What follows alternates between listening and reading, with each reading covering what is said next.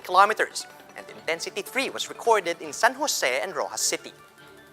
This report came after a magnitude 5.1 tremor shook the waters off Camarines Norte, near Tinaga Island at 6 a.m. Authorities earlier declared it as a magnitude 5.4 quake, but it was later downgraded. PHIVOLCS is not expecting any significant damage or aftershocks.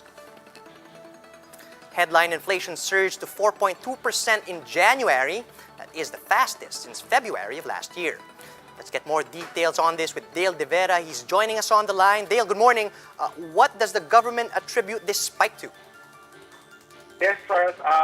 Filipinos struggling to pay their bills have now more problems to worry as prices of food jump amid the coronavirus pandemic. Since Philippine inflation accelerated in January, which was driven by higher food prices, as mentioned by the Philippine Statistics Authority when it announced that the headline inflation for January 2021 went up to 4.2%, the fastest since February of 2019. Charles? All right, Dale, could you tell us about the inflation in the capital region as well as some of the other regions that are worth mentioning? Yes, Charles. For the National Capital Region, it accelerated faster than that of the headline inflation at 4.3% from 3.2% inflation in December 2020. The PSA attributes this acceleration in inflation to higher prices of meat, particularly pork, which went up to as much as 68% from compared to areas outside NCR at 46%.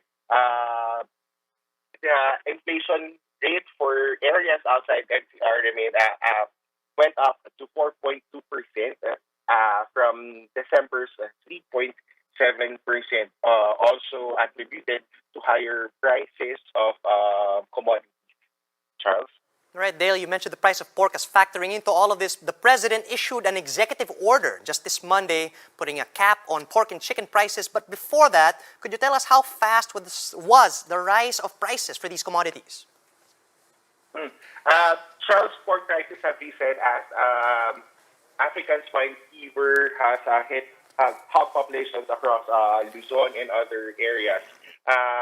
Pork prices went, as mentioned earlier, pork prices in NCR went up by as much as 68%, while pure pork meat went up by 77%. Charles? Thanks for that, Dale. That was Dale De Vera reporting to us live from Manila.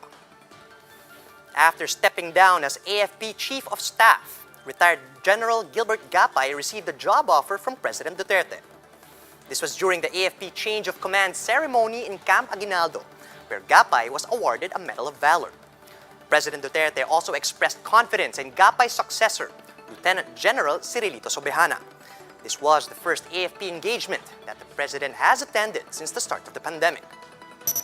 Sir, after tonight, you might opt to take the MWSS vacated by General Salamat, or you might also choose to be with your home ground, the DND. It's your choice. I am confident that under Lieutenant General Sobejana's leadership, the AFP will achieve even more milestones in the campaign to address the insurgency and terror and put an end to all these threats to our national security. Meanwhile, Gapay says he's ready to take on the positions that may be offered to him.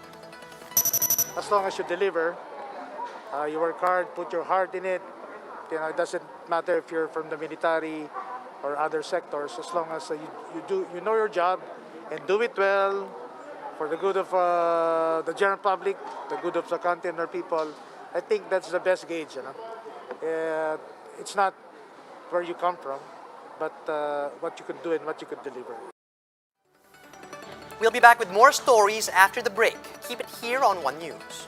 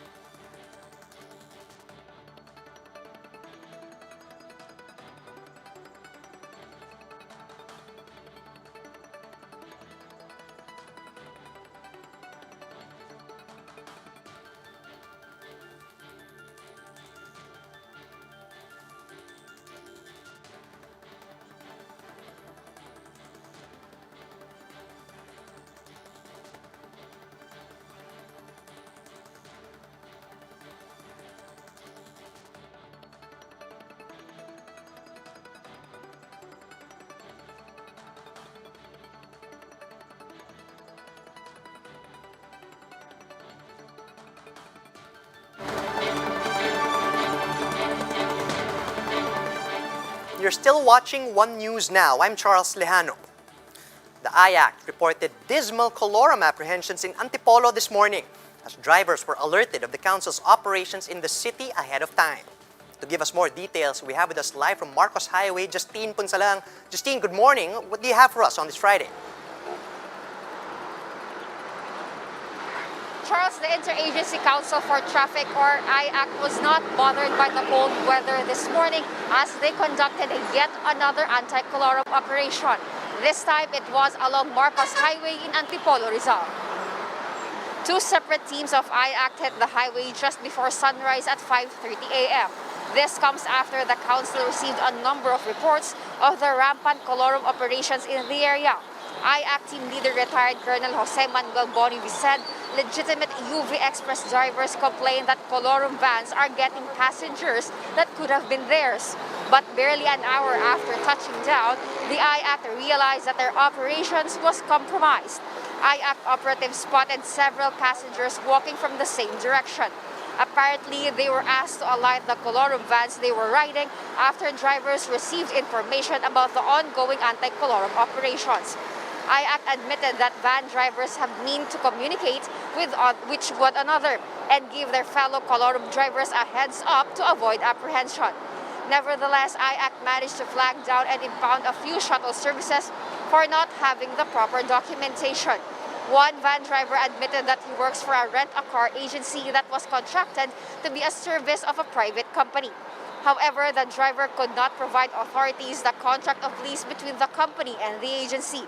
IACT said there are also no body markings indicating that the vehicle was being used as a shuttle service. The driver also could not prove that he is an employee of the company, all of which are requirements to legitimately operate as a service. Charles, despite the IACT operatives' efforts, they only managed to apprehend 3 colorum vans. They also issued a total of 61 traffic tickets to public and private vehicles for violating health and traffic protocols. Charles? Thanks for that, Justine. That was Justine Punsalang reporting to us live from Marcos Highway. The Transportation Department unveils the technology to be used in the construction of the Metro Manila subway. To tell us more about this, we have Gerard de la Peña. He's reporting live from Manila. Gerard, good morning. What's the latest?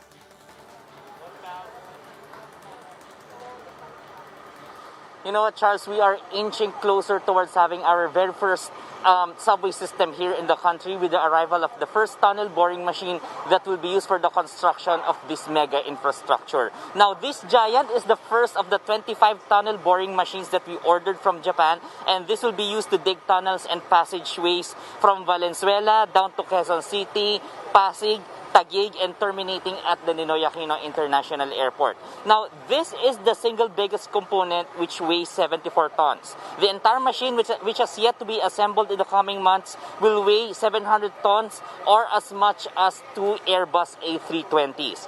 This will work like 300 jackhammers. Actual construction will start sometime in July. Actual construction or digging will start sometime in July. 6 of these machines will be used for the partial operability at the depot in Valenzuela and the stations around that area.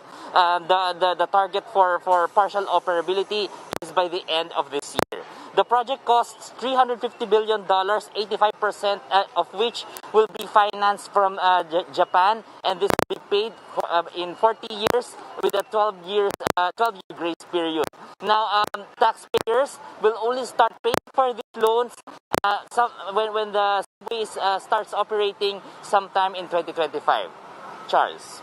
Thank you, and looking forward to the Metro Manila subway finally. That was Gerard de la Peña reporting live from Manila. And those are the top stories of the hour. Join us later at 1 p.m. as we continue to monitor the day's biggest stories. You can also catch One News on the Signal Play app. Register for a free account at www.signalplay.com so you can stream One News live anytime and anywhere. I'm Charles Lejano. We're One News.